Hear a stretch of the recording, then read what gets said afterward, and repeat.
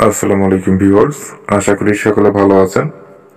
বাড়ি করার ক্ষেত্রে কোন কোন বিষয়ে আপনার গুরুত্বের সঙ্গে খেয়াল রেখে বাড়ির কাজটি সম্পূর্ণ করতে হবে এই ভিডিওটি দেখলে বুঝতে পারবেন এবং এই বাড়িটি করতে বর্তমান সময়ে কত টাকা খরচ হচ্ছে, কিভাবে ফাউন্ডেশনটি করা হয়েছে বাড়িটির বিস্তারিত সকল বিষয়ে জানতে পারবেন এই ভিডিওর মাধ্যমে। তাই ভিডিওটি সম্পূর্ণ যদি আপনি দেখতে পারেন তাহলে আপনার বাড়ি করার ক্ষেত্রে যে বিষয়গুলো গুরুত্বের সঙ্গে দেখা প্রয়োজন সেই বিষয়গুলো জানতে পারবেন। তো ভিউয়ার্স, আপনি যদি আমার চ্যানেলে নতুন হয়ে থাকেন তো চ্যানেলটি সাবস্ক্রাইব করে পাশে থাকা বেল বাটনটি অন করে রাখবেন। নতুন নতুন ভিডিও নোটিফিকেশন আপনার কাছে পৌঁছে যাবে এবং যদি নিয়মিত সদস্য হয়ে থাকেন আমার চ্যানেলের তো অনেক অনেক ধন্যবাদ।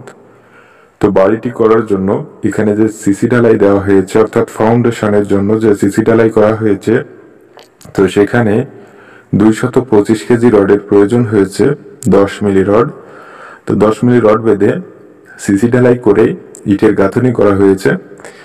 তো ব্রিক ফাউন্ডেশনের বাড়ি যেহেতু সেহেতু সম্পূর্ণ জায়গায় ইটের গাঁথনি করে করা হচ্ছে বাড়িটি। বাড়িতে রয়েছে 3টি বেডরুম, একটি বারান্দা এবং একটি কিচেন রুম, একটি ডাইনিং রুম, একটি টয়লেট।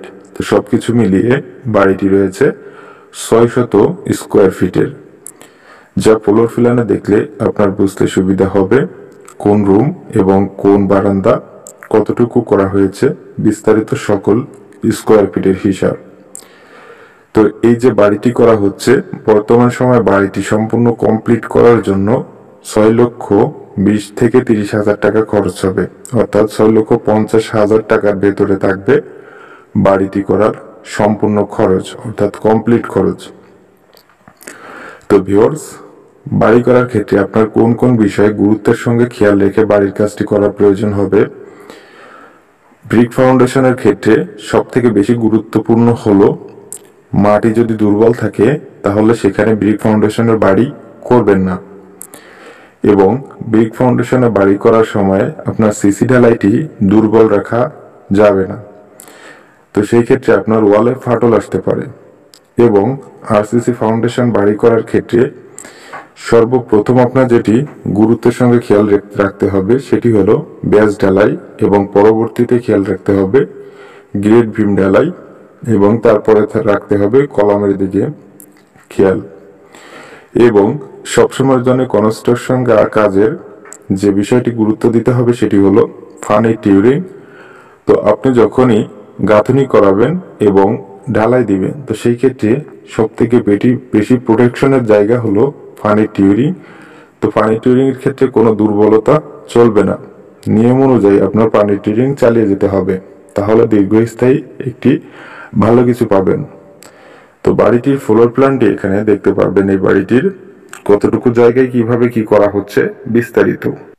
এখানে সামনের দিকে যে মেইন গেটটি করা হচ্ছে বাড়িটির, তো এটি হচ্ছে 6 ফিট করা হচ্ছে এবং হাইটে থাকবে 7 ফিট। বারান্দাটি করা হচ্ছে 13 ফিট বাই 7 ফিট, এবং বারান্দার সঙ্গে এখানে যে রুমটি করা হচ্ছে এটি 7 ফিট বাই 11 ফিট করা হচ্ছে। এখানে মেইন দুটি বেডরুম রয়েছে, তো দুটি বেডরুম করা হচ্ছে 10 ফিট বাই 12 ফিট করে দুটি বেডরুম। এবং বাড়িটির পেছন সাইডে ডাইনিং, কিচেন এবং টয়লেট করা হচ্ছে। তো এখানে ডাইনিং রুমটি করা হচ্ছে 9 ফিট 7 ইঞ্চি বাই 8 ফিট। এখানে যে টয়লেটটি করা হচ্ছে এটি 4 ফিট বাই 8 ফিট করা হচ্ছে, এবং কিচেন রুমটি 6 ফিট বাই 8 ফিট করা হচ্ছে। বাড়িটির দৈর্ঘ্য প্রস্থ রয়েছে, এদিকটায় রয়েছে 21 ফিট 3 ইঞ্চি, এদিকটায় রয়েছে 28 ফিট 8 ইঞ্চি, যার মোট স্কোয়ার ফিট রয়েছে এখানে 610 স্কোয়ার ফিট। এবং জায়গার প্রয়োজন হয়েছে 1.4 শতক জায়গা এবং 0.84 কাঠা জায়গায় বাড়িটি নির্মাণ করা হয়েছে। তো ভিউয়ার্স, বর্তমান সময়ে এই বাড়িটি সম্পূর্ণ কমপ্লিট করতে খরচ আসবে 6,50,000 টাকার মতো। কিছু টাকা কম বেশি হতে পারে যেহেতু কাজটি চলমান রয়েছে। তো ভিউয়ার্স, ভিডিওটি সম্পর্কে আপনার মূল্যবান মতামত কমেন্ট বক্সে জানিয়ে দিতে ভুলবেন না, এবং ভিডিওটি যদি আপনার ভালো লাগে তাহলে শেয়ার করার মাধ্যমে অন্যকে দেখার সুযোগ করে দিবেন। তো সম্পূর্ণ ভিডিওটি দেখার জন্য অনেক অনেক ধন্যবাদ। ভালো থাকবেন, সুস্থ থাকবেন। আসসালামু আলাইকুম।